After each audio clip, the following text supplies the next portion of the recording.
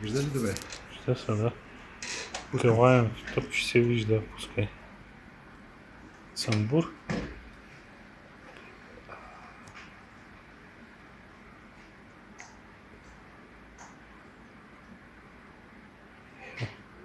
Тут се ще почне много да дими.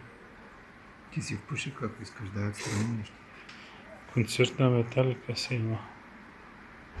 Еха. Пръска. И Флюса се разтапя. стана кадиш. Маля е пръска. Не. Супер. Стане Ето. ласкава. Ти сега да спой. Това е. Още малко ще Ще... стане ласкаво. Я да спрем лампата, че много светло.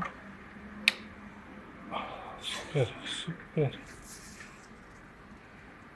Видя ли са на клипчето? Това се вижда, да. Да сложим ли още едно? Искаш още едно. Айде още едно.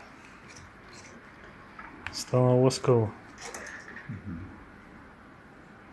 Ето, защото имаше флюс вътре, то като се окисли. Може да му капнем и флюс, искаш. Ами то, като се ползва, докато се ползва с ръка. Да, те по принцип там го обирахме с едно хартийка с гъната.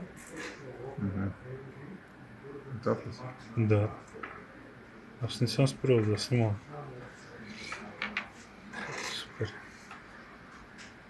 Като спагети, които се топят. Отведнъж. Виж как го засмука. Много засмука. А най-интересно и мед. Ако сложиш, тя се разтваря бавно и полека. Може да кой да съм това с малко флюс. Ако оставиш една медна жица, след много часове може и да се разтвори. То всъщност не мириш хубаво. Още се вижда тук обаче. Да. Сега ще се стопи и ще стане кръгла капка. Медна жица. Виж как пула, коричката още не се стопила, да. 6 квадрата. Още малко. Ама ти препоръчвам с клещи или пинцета да я хванеш. Не, аз само за малко ще тъпна. Мислиш, че ще дойде при мен жегата ли? Не знам колко бързо ще стане. Ето. По-вероятно е да ни успи да има коричка още. Да, то отнема и виж какво става, да. Няма от топлината.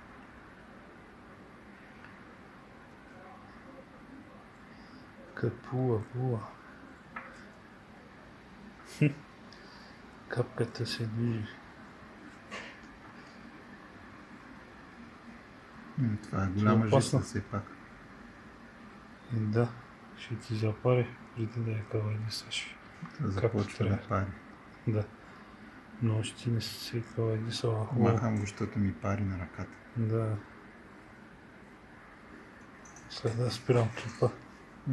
Доста е огледало.